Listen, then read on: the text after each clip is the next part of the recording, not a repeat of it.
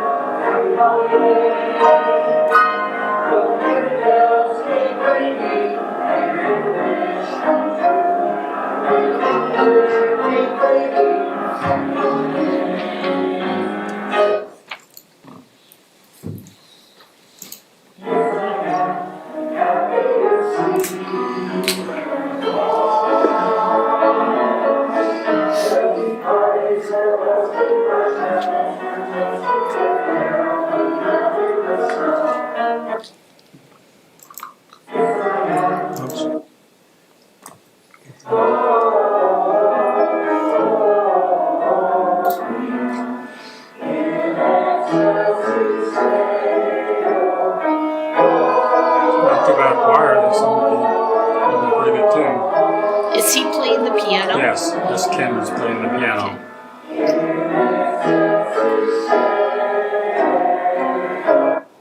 So, they also, during this performance, they had the women sing a song and the men and a couple of different groups. Turned out to be a real good time. And so just a second little action is back on December 5th, in case anybody didn't know, the center turned 45 years old. It was started, it opened its doors on December 6, 1980, so that made it 45 years old. So we decided to have sort of a birthday party. As you can see, there was some fancy tablecloths and some balloons around. So we just tried to make it a little bit more festive as we went. Some people tried to make the 80s look. Corey didn't do so good, as you can tell there, unless he just looks his age 80s, I don't know. But as far as the menu goes, it was, they announced it as totally tubular cheeseburgers, radical fries, kickin' coleslaw, rock and root beer floats, and cupcakes. So, and then April put together a little slideshow that we'll just quickly go through here on some of each of the years. So, starting with 1980. So I don't know if anybody knows any of these people, but because I sure don't.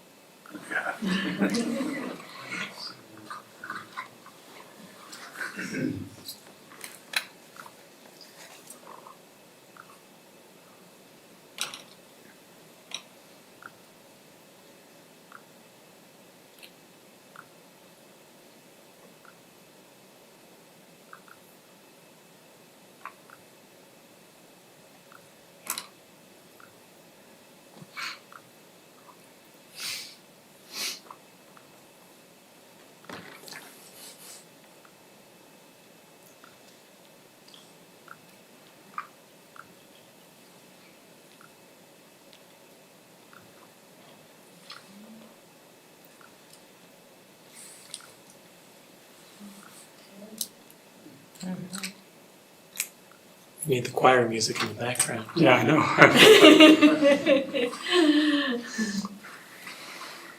Paul's like, I lost sound. I'm like, there's nothing here. I'm not saying anything. We're just, it's a moment of silence. Or we're meditating. Yeah. You should have told Paul it was him. Dead air time is brutal when you're just on your phone.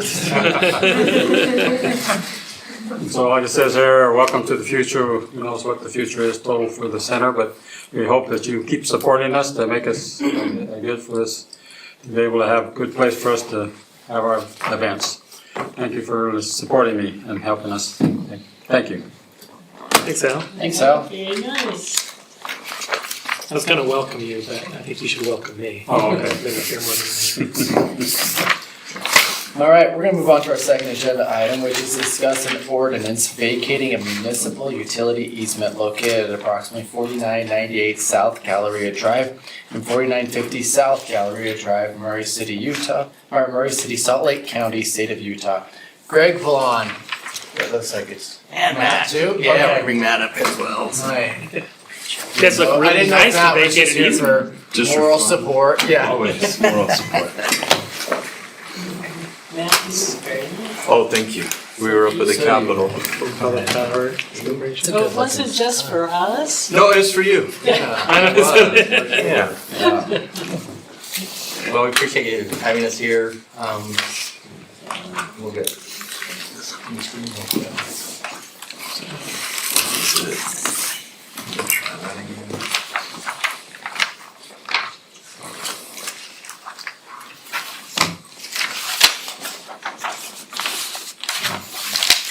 How was the celebration?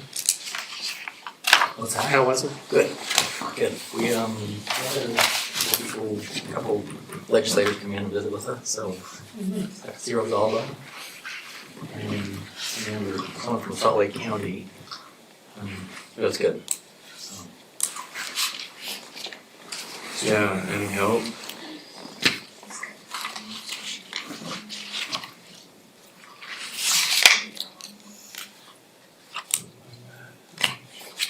There we go. I was like, we had it. Yeah, it was. Put it away. Normally it's- Cameron? Thank you. So that was our cruise back there, I think. So today I really like that picture. So, Nice trucks. yes, very nice trucks, thank you. So picture Galleria, 49th Street Galleria back today. And what it's evolved in over the years, and then right now it's a brownfield, right? Pretty much everything's taken down. So this is an existing easement, how we used to feed the Galleria. So you can kind of, it's in yellow. So that outlines the existing easement that's in place right now. And once that was taken down, that really is not an effective easement for us, doesn't provide what we need. So we were approached by the developers and asked if we could vacate this easement, and then in exchange, we asked for one that made more sense. So we'll go one more slide. It's just kind of a close-up. So that's the existing again in yellow. So we want to vacate that easement, and the developers at development have proposed a new easement for us that makes more sense, and it actually covers a better area for us. So, and it works for them as well. So that's the new one. You can see that goes the length of the property, gives us power where we need it, and fits into their design. So we're just asking to vacate the existing easement. The new provided easement is much better and better off for the city, and value-wise is better for us. We put a petition out to the owners of the properties within 300 feet. There was a handful, we've had one response so far, but we'll keep waiting to hear from them, or we'll reach out one more time. So we'll come back on the 3rd of March asking bring this to you one more time in the council meeting, and we'll discuss it, and hopefully come to before we go through that resolution not a resolution, but it's ordinance, thank you, ordinance to vacate the existing easement and accept the new easement. So, kind of straightforward. Is there any questions on that at all? I don't. It's just slightly lower than the last easement. The location of it is Yeah, so it just approximately. it just comes down to the property a little farther and goes out and can get everything that we need to give them the power that they need for their development. So it it works great for everybody involved, especially the city. I think we came out on the good end on that one for sure. Because there's, in that easement, we just said we got to make sure we get to this point right here, and they got us where we needed to go. And so we're happy with it. It gives us everything we need and gives them what they need, and in exchange, I feel like we came out with a better value than what we had. Good, All right. it's always nice. Yes, for sure. So they're very good to work with, the developers there at the gallery property, so. It's All good right, to so know. we'll be back in 2 weeks. Great. Hey, Simple thanks. enough. Thank you. You make all your decisions this simple in the future. Yeah. Be helpful. We'll try. All right. Precedent. Yeah. You're welcome. We'll now move on to our third item, which is legislative updates from Diane Kerr. Okay, it's kind of everything is in flux, so that's all I've got. So many bills. Oh, I know, Just I seems know. crazy. Is it always this overwhelming? I'm like, oh my gosh. Crazy. It's really crazy. I mean, everybody is probably aware of what we need to be aware of. Do you have any questions on any of the bills? I probably couldn't answer them, but GL's back there and So we so is Chad. So Chad, do you want to come up here for a minute and talk about maybe these housing and land use, and Is there do you have anything that, particular you wanted to talk about? I have wanted one. to talk about the truth in taxation. okay. I have one for Chad.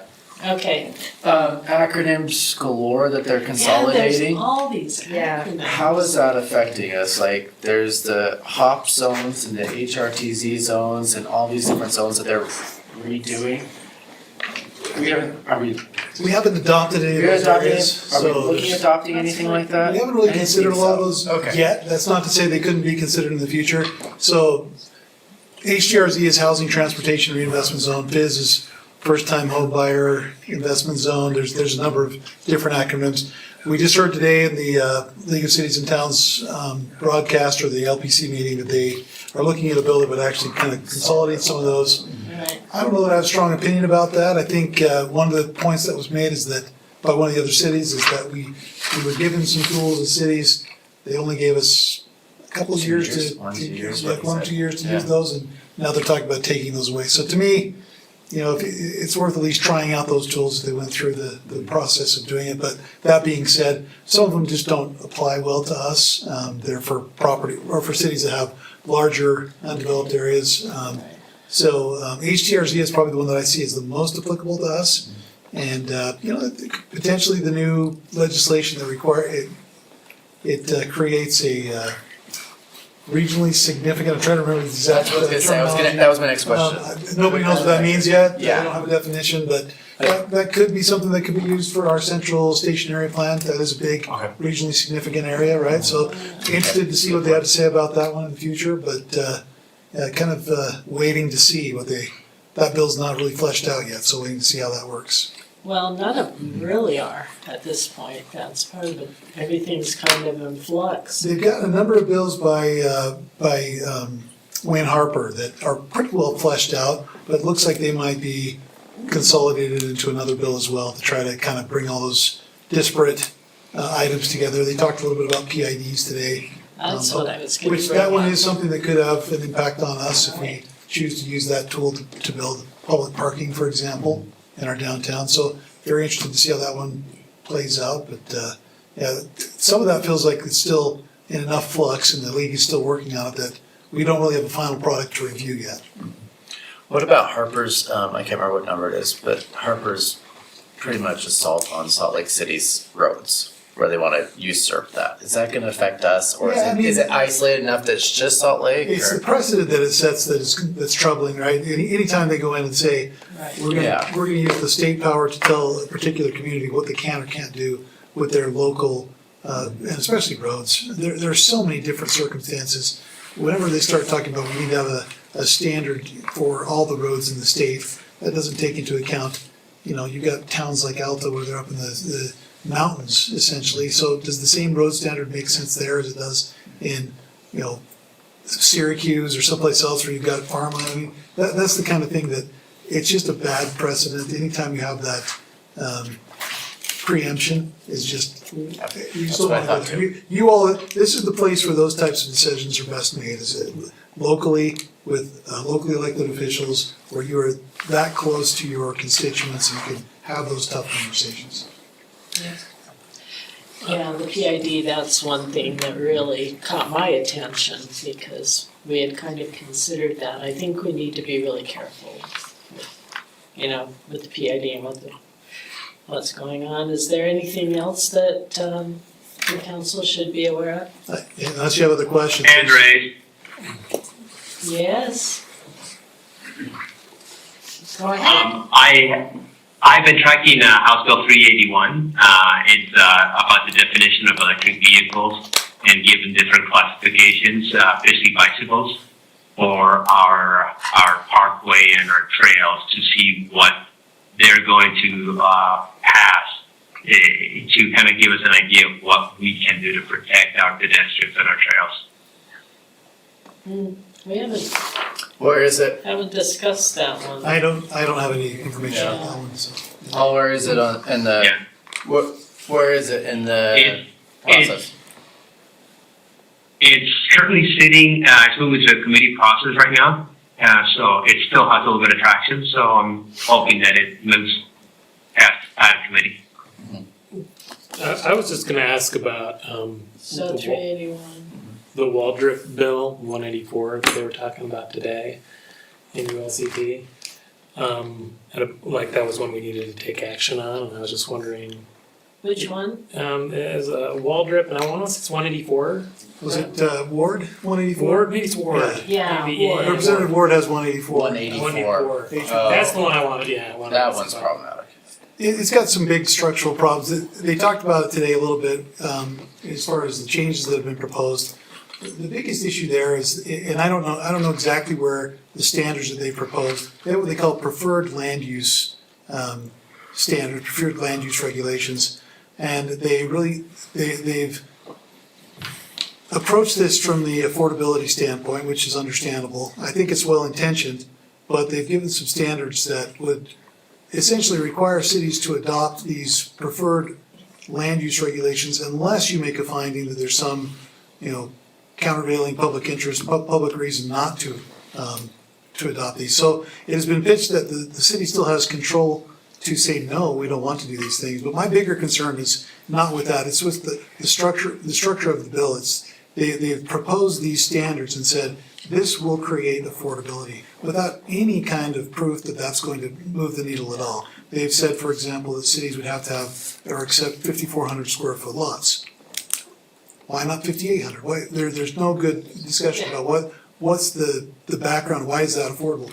Making a small lot and putting a large house on it doesn't create affordability. That's what a lot of times what'll happen is they'll decrease lot sizes, still build a fairly good sized house on that lot with reduced setbacks, which is another part of the bill, and there's not really any impact on affordability. So the other thing is the way that they're measuring affordability is still a problem in my mind. We're still going back to average or median home sales rather than the definitions that HUD gives us for what constitutes an affordable unit, right? So to me, until we can have an honest discussion about what really is affordability, it's pitching that as an affordability bill, it seems a little bit disingenuous to me. And so back to the structure of the bill, again, it's preemption kind of light, right? They say, well, yeah, we're gonna propose this. You can always say no to it, but unless you say no within these certain timeframes, then it's automatically adopted. And that's troubling to me. That's what's next in that kind of thought process, right? This is like a do something, and there's kind of like it doesn't really seem to be getting the desired effect, but Well, to seems to me, just be because it's so spinning the wheels. exactly, and because it's so specific on the lot size, it feels a little bit to me that there is someone behind the scenes that's saying, we have a project we want to build that just happens to need this lot size. Could you get that legislation pushed forward so that we can be accommodated in that? That's what I was going to ask. And Is there reduce seems to be a lot setbacks. of pressure. It's probably over the lot size issue. That's part of his bill, and the other things are a little bit more broad, right? That's the very specific thing, is that one of these are 5,400 square foot lots. To me, it's odd that the rest of the provisions are very general, like you could potentially do reduced setbacks to, if it's something that promotes starter homes, they talk about what the definition of that starter home is in the bill. But again, it's based on an average house price for the county, and Which is not affordable. is that really affordable? Is that really what we're talking about? So that, to me, I think it's well intentioned. I know the legislator, he was a representative from Bountiful. I've talked to him many times. I know this is a really important issue to him because he has children that are in the age bracket of trying to find housing. But I think someone's got his ear that's trying to say, can you get this particular thing adopted for us? Because that would be really helpful for us for whatever we're trying to build. And to me, it's better to have a more broad discussion of how do we really get to affordability. And I think it also could be context sensitive to you as the local elected officials, which is where these discussions should take place. You have the ability to cater an ordinance to our very specific circumstances. And I think we've talked about, and we want to come and have the conversation with you about infill and about this missing middle question, right? Those are things that I think make a big impact that you can do as a council without needing the state to step in and do those things. So I think, like I said, I think it's well intentioned, but I think you're much better equipped to have those conversations and make those decisions than the state is coming down and saying it shall be a 5,400 square foot lot. I think it's self-intentioned. Maybe. Have we, GL or Chad, have we talked to our legislators about that bill? Or our lobbyists? Yeah, they oppose. Lobbyists Yeah, about it, they were opposed the to it. league's opposing it. pretty strongly, so. There was a printout during that's what during the meeting today that you could print out. Yeah, That talks about all the negative things about this bill. Yeah. I wanted to send an email, but I wasn't quite sure what to say. That helps a lot. Yeah, yeah. yep. Thank you. Thank you. Thanks, Thank you. GL, is there anything that you think we should truth and taxation. be aware? I wanted to talk about truth and taxation. Did you watch it, Brenda? Some of it, I had to leave, but Okay. Just I just very had some questions about it. Which GL said, you know what, this is not done, and they come back next It's in week and process. throw it out and start all over. yes, they could and they will, so I Then- wouldn't worry too much about it. Okay. They were, my notes from the, meeting today was, that they want us not to raise property taxes more than 5%. And there's beginning to be, or there is some pressure that this one person is getting. And he's gotta do something because of the administration that is now in Washington. They wanna get rid Owns a of, lot of property property that tax. doesn't wanna pay property tax on it. yeah. And then they talked about, Interesting how that works, talk about I'm self-interest. just going, okay. No. I'm, anyways, the property tax can't be in reserve funds for capital improvement. Can you, do we do that? If they did that, what would essentially happen is every city would say that their first thing that they ever spend is property tax. Okay. So my entire police and fire department will be supported by property tax. $12 million would go away, and sales tax would pay for everything else, and everything in capital projects would be from sales tax. Okay. Okay, and then is the certified tax rate won't include interest from investments. That means that, I think we have money that sits in PTIF, and I guess we would have to subtract how much interest we earned from how much property tax we can collect, which would be undoable for one thing. I don't think you could figure that out, because that came from sales tax. Because property tax got spent immediately. Okay. So, So we're Can I just ask gonna a do some question? budgeting And gymnastics then, there. hold on, let me get through all. Sure, yeah, I'm sorry, yeah, go ahead, sorry. And then it says, they're looking at the truth in taxation, and they wanna do 2 budgets. Did you hear that I part? heard that, and I think they will get down to what I usually have is a backup plan if you guys decide to say no. Then I have a backup plan that says then we won't do this, or we won't do this, or we will use this much in reserves. Okay, And you're really good about letting us know at the beginning, I was gonna say, if, we yes, talked if about that not. today, that Yeah, you're we really good at talked doing that about that. already in your Yeah, summary. So, it doesn't Come with the concern Brenda us. plan. You've got do it it, covered, Brenda. Brenda. So until that one gets done, I wouldn't Okay. worry too much about it. okay. And then it says something about more information for the taxpayers, letting them know why there is a need for increase, and we do that, already do that. We always do that. We always explain that it's because we need 2 firefighters, or we need 2 police officers, or Yeah. we always blame these fire and police. Right. but- Or we need, I People, mean, you people know, like the safety.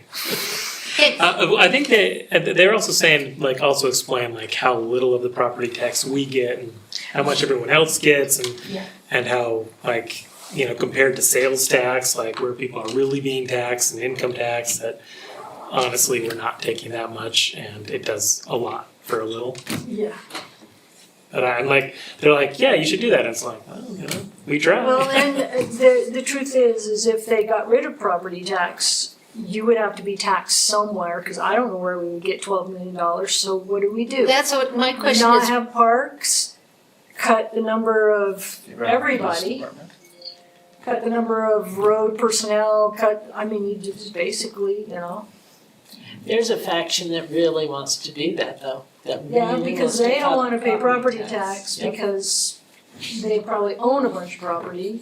And then it's the individual who will be paying more, and you'd have to do probably sales tax value, your sales tax would have to just jump. Sure, We'd Skyrocket. need a have to get it point, somewhere. I was figuring it out, we'd need a 0.4 added to our, just for us to keep added to our sales tax to get $12 million. It's crazy. So Thank we you, got Brenda. about 2 to 3 minutes left. Jennifer, If anybody- is there anything that you think that we should discuss about what we saw today? No, I think we hit pretty much everything. Okay. Thank you. It, All right, then with that, we are adjourned. Council meeting in 15 minutes. We're done.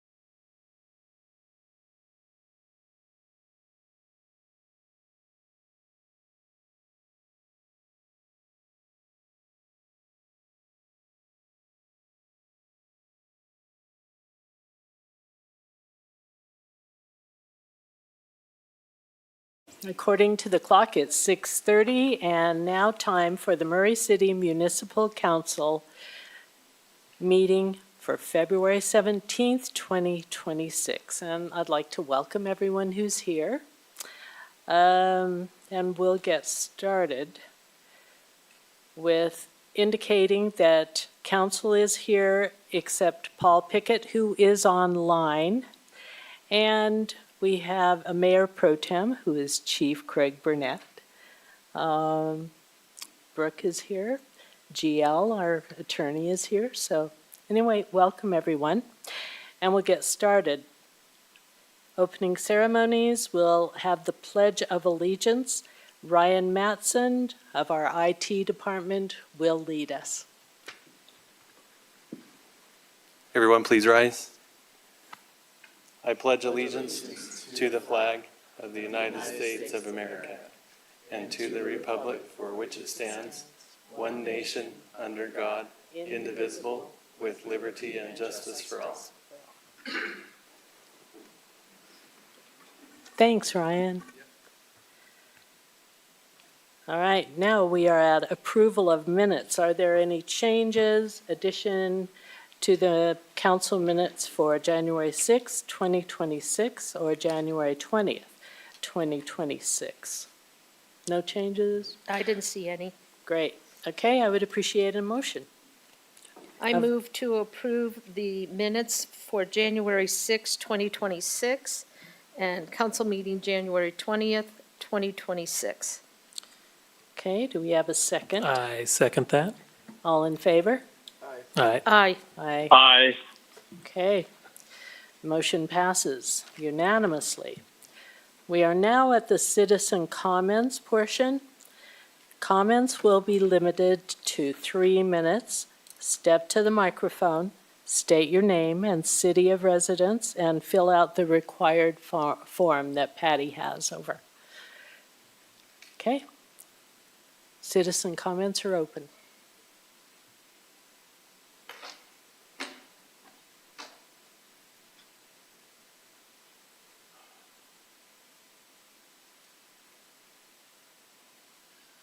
Hello. It's been a while since I've been here. Most of you should know me, I believe. My name is Lawrence Horman, and usually you ask for a person's address, and I give that as wherever I'm standing, as I am homeless. At least by HUD's definition, anyway. I don't know how to say what I'm going to say except for the way I'm going to, so it's not, I want to preempt it by saying there's no malice intent. There is some frustration and anger. I don't know how else to say this. If you want to know if you're winning or losing the battle in your own city to deal with homelessness in the most effective way, keep track of those who are willing to come in and talk and speak and try and give you ideas and go to various agencies throughout the city to find ways to do things that will resolve those problems effectively without just warehousing people and forgetting about them or shooing them out of your city with what they call sweeps. The moment that somebody stops talking, who's been willing to before, you're losing. And I don't, like I said, I don't know how else to say this. If there's anger and frustration in my voice, in my tone, in my attitude, it's because I have been doing just that. And I have been, by intent or accident, I don't know, getting stonewalled when I try and find out information I need to get from this city in order to make life better, not just for myself, but admittedly self-servingly for myself first.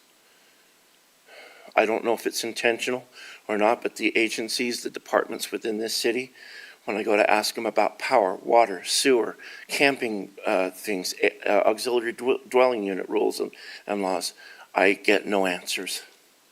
I get stonewalled. The answers that I do get run me in circles. Talk to this agency, talk to that person. That's for the council to handle. The council says that's for an agency or a department, or that's under the mayor's office, or that's under whatever. And I get run in circles. Either you're not organized or I'm being stonewalled, and I know I'm not the only one. I'm here just simply to ask that you fix the problem. I'm not trying to do anything improper, illegal, immoral. I want a home that I can call my own without having to beg or be afraid that I'm going to be out of it and lose everything I own the next day because I ticked somebody off for doing the only thing I could do, the necessary thing to stay alive, stay warm, stay healthy. Thank you. Thank you, Lawrence.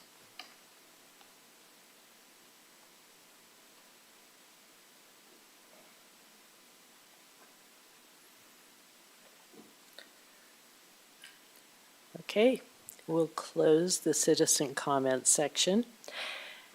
And we are now at special recognition. So the Murray City Employee of the Month is Tad Rabin. Okay, thank you. Tad is a paramedic firefighter, and myself and Joey Middleman will present.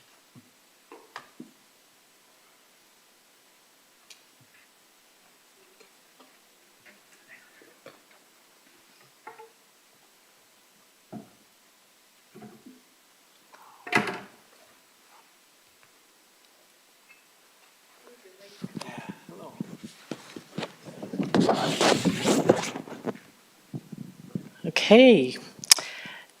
Rabin is a paramedic firefighter. He is an outstanding choice for February's Murray City Employee of the Month.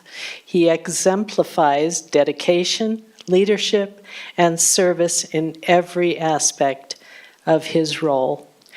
Tad has been instrumental in organizing hazmat inspections, teaches the community CPR courses, and mentors newly hired employees, fostering growth and confidence in the field. He consistently steps up when the department is short-staffed and serves as a role model through his professionalism, teamwork, and work ethic.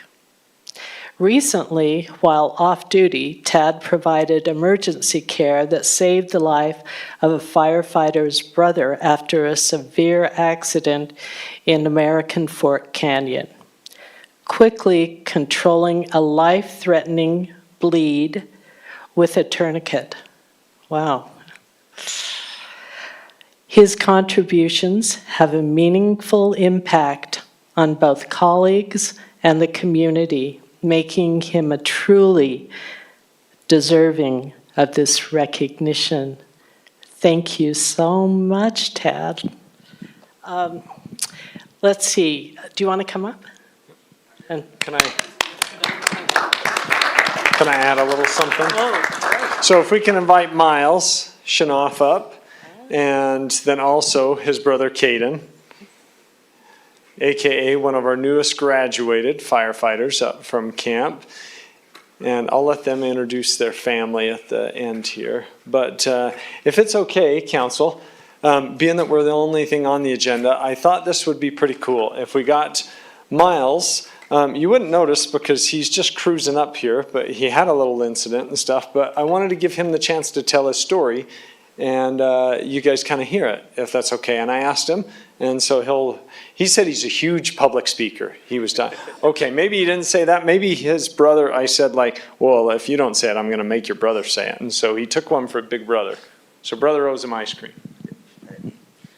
Yeah, I'm Miles Shanoff, and this is my brother, Caden Shanoff.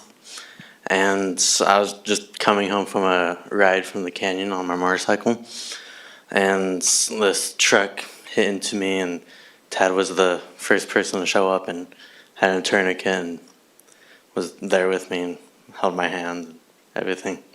He was there until the other firefighters came and took me from there. And yeah, I lost my leg above the knee, and now I have a prosthetic.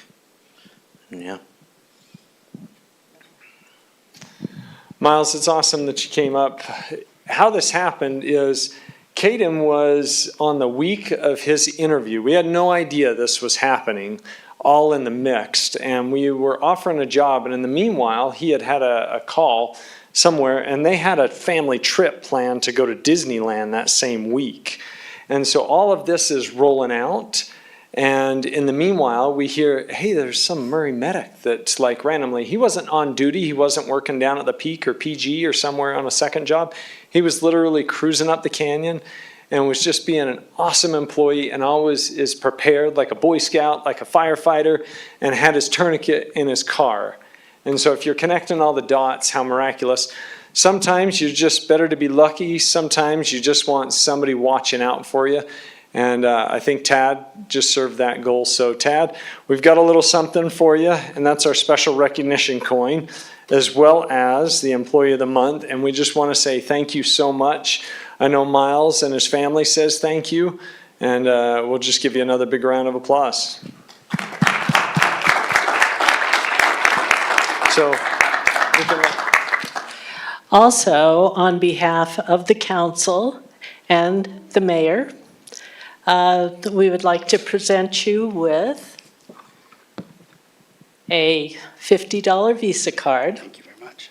And also this Employee of the Month. And we really appreciate all you've done for our city, keeping it safe. And you're awesome. We really do appreciate Appreciate it. it. Thank you, guys. Thanks. Thank you very much.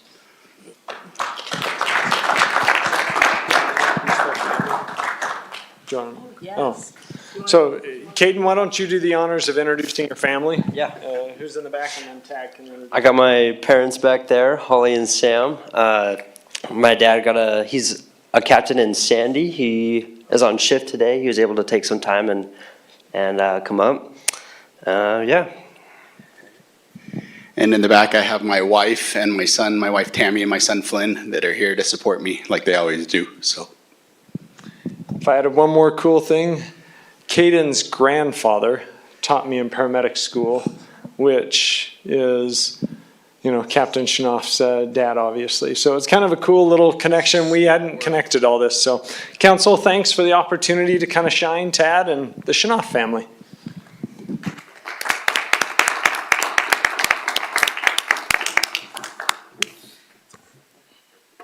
All right. Thanks again, Tad. Wow. You're amazing. All right. We have no consent agenda, public hearings, none. Business items, none. Now we're to the mayor's report. Chief? The mayor did not entrust me with anything to share, so no report. All right. If there's nothing else, then we'll be adjourned. Thank you.